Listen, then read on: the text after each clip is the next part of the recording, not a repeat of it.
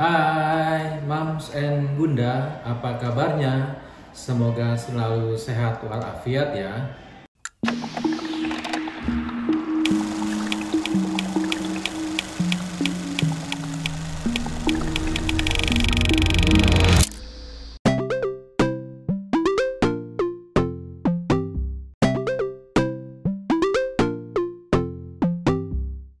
Mams and Bunda, kali ini saya akan membahas tentang ibu hamil dengan KEK atau kekurangan energi kronis pada masa kehamilan. Bersama saya.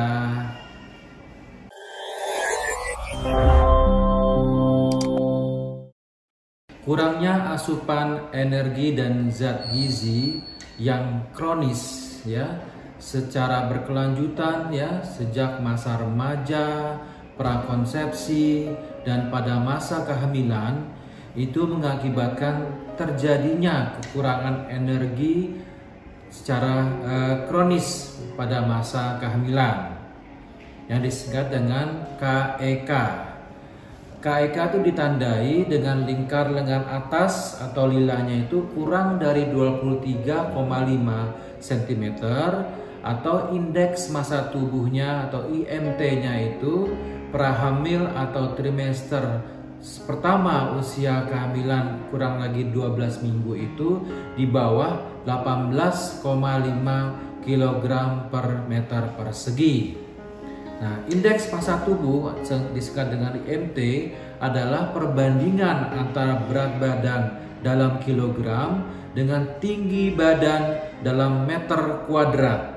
Ya, rumus perhitungannya yaitu adalah BB per tinggi badan kuadrat dalam kilogram per meter persegi. Masa kehamilan dan pertumbuhan janin itu membutuhkan banyak energi dari calon ibu, sehingga pemenuhan nutrisi harian dan kondisi fisik itu haruslah terjaga karena mereka akan berbagi banyak hal dengan janin, mulai dari tenaga, ya, oksigen, nutrisi, dan juga emosinya. Nah, masalah yang terjadi adalah jika kondisi saat ibu hamil tidak mendapatkan asupan gizi yang cukup dalam waktu yang lama, ya, sehingga menyebabkan terjadinya KEK tadi, kurangan energi kronis, ya, atau kekurangan sehingga berdampak pada dirinya sendiri dan janin yang dikandungnya.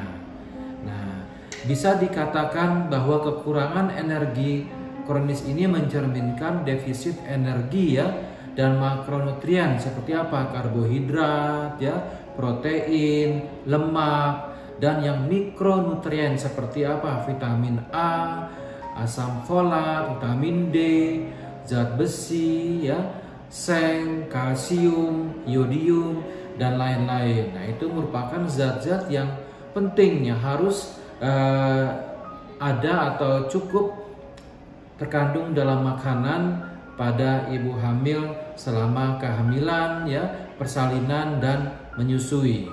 Nah, sekarang bagaimana dampak KEK itu pada bayi? Nah, kondisi KEK ini pada ibu hamil itu dapat memicu komplikasi pada bayi seperti bayi berat badan lahirnya rendah atau BLR ya, kurang dari 2,5 kg pada kehamilan cukup bulan. Kemudian bayi lahir prematur ya, dan resiko terjadinya keguguran, bayi lahir dengan cacat bawaan, gangguan perkembangan otak, dan stunting ya. Stunting itu berat badannya dan tinggi badan tidak optimal. Nah, ya. Kondisi ini umumnya terjadi karena kurangnya asupan gizi dalam waktu yang lama pada ibu hamil ya, sehingga terjadi kekurangan energi yang kronis yang mengakibatkan pertumbuhan janinnya akan terganggu. Nah, sekarang bagaimana yang bisa kita lihat gejala-gejala KEK pada ibu hamil? Nah, ibu hamil akan mudah lemas ya, letih, lesu karena kekurangan energi ya, Ukuran lingkar lengan atas tolilanya itu kurang dari 23,5 cm ya.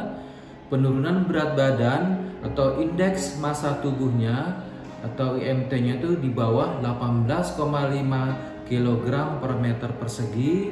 Ibunya terlihat pucat ya, berat badan turun, bahkan bisa terjadi anemia atau kekurangan darah.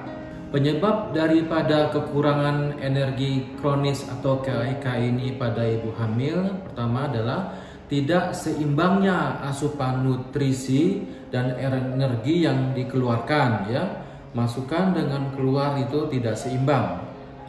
Yang kedua, usianya terlalu muda ya, kurang dari 20 tahun atau usia ibunya lebih dari 35 tahun. Ya, terlalu banyak melakukan aktivitas fisik yang menguras tenaga, mengalami depresi atau kurang dukungan emosional dari lingkungan sekitar, terutama dari suami. Nah, sekarang bagaimana cara pencegahan kekurangan energi kronis pada ibu hamil ini? Yang pertama adalah penuhi kebutuhan gizi seimbang sejak pra kehamilan. Kunci utama pencegahan KEK adalah memastikan asupan energi dan protein yang cukup pada ibu hamil. Nah, berdasarkan angka kecukupan gizi dari Kemenkes itu, wanita usia 19 sampai 49 tahun itu membutuhkan 2150 sampai 2250 kilokalori dan 60 gram protein per hari. Sementara ibu hamil yang normal itu membutuhkan lagi tambahan 180 sampai 300 kilokalori dan 30 gram protein per hari. Nah, jika ibu yang sudah mempunyai resiko KEK ya, perlu tambahan lagi hingga 500 kilokalori per hari dan peningkatan berat badannya harus dihitung sampai setengah kilogram ya per minggu. Harus dicek ya, setiap minggu dicek kenaikannya harus 0,5 kg berat badan per minggu. Nah, konsumsi makanannya mengandung karbohidrat kompleks mulai dari beras merah ya, ubi, protein nabati ya, kacang-kacangan, tempe, ikan, telur, ayam serta alpukat. Nah, zat besi sangat penting untuk mencegah anemia yang seringkali menyertai KEK. Sumber dari zat besi dari daging ya, hati, bayam dan berbagai sayuran yang berwarna hijau. Nah, selain itu juga asam folat ya, penting untuk perkembangan saraf janin.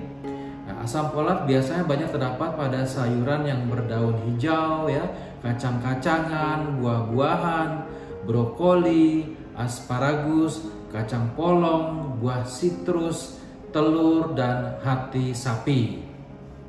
Nah, pencegahan terbaik bahkan sebelum kehamilan terjadi. Konseling pra kehamilan memungkinkan wanita subur untuk memeriksakan status gizinya. PMT ini telah terbukti meningkatkan status gizi ibu hamil dengan KEK. Nah, untuk mengatasi ini, pemberian PMT ini harus segera diberikan, idealnya sebelum usia kehamilan 16 minggu ya, atau 4 bulan, dengan porsi kecil tapi sering ya. PMT ini perlu menambah 200 sampai 450 kalori ya, dan 12 sampai 20 gram protein harian. Nah, contoh PMT berbasis pangan lokal ya, termasuk nasi uduk ya, dengan santan gitu ya, nasi dengan santan namanya nasi uduk, tempe goreng atau rawon dengan daging rendah lemak ya, yang kaya energi dan protein. Nah, yang ketiga adalah melakukan edukasi sejak dini. Penyuluhan tentang pentingnya gizi seimbang itu bagus ya, kebersihan diri dan pentingnya istirahat yang cukup adalah bagian yang integral dalam pencegahan KEK ya. Edukasi gizi sejak prakonsepsi sampai kehamilan ya sangat penting untuk meningkatkan kesadaran ibu tentang pentingnya asupan gizi. Nah, disarankan juga ya melibatkan keluarga ya. Suami itu sangat mendukung untuk terjadinya perbaikan gizi ibu hamil sehingga terdapatlah pola makan yang sehat ya. Ibu hamil juga sebaiknya mengikuti pelatihan di posyandu ya atau di puskesmas untuk mendapatkan edukasi tentang gizi dan tanda-tanda bahaya kehamilan. Nah, yang keempat adalah melakukan pengecekan kandungan secara rutin.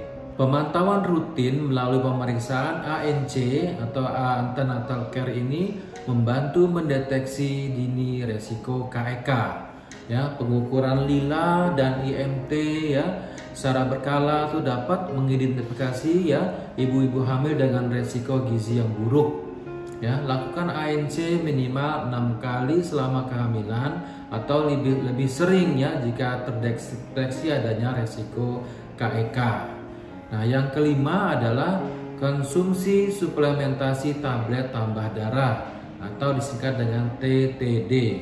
Pemerintah Indonesia telah menggalakkan program pemberian tablet tambah darah kepada ibu hamil sebagai upaya untuk pencegahan anemia dan KEK. Nah, setiap ibu hamil itu direkomendasikan untuk mengkonsumsi setidaknya 90 tablet tambah darah selama masa kehamilan ya untuk meningkatkan zat besi dan asam folat tubuh. Ya.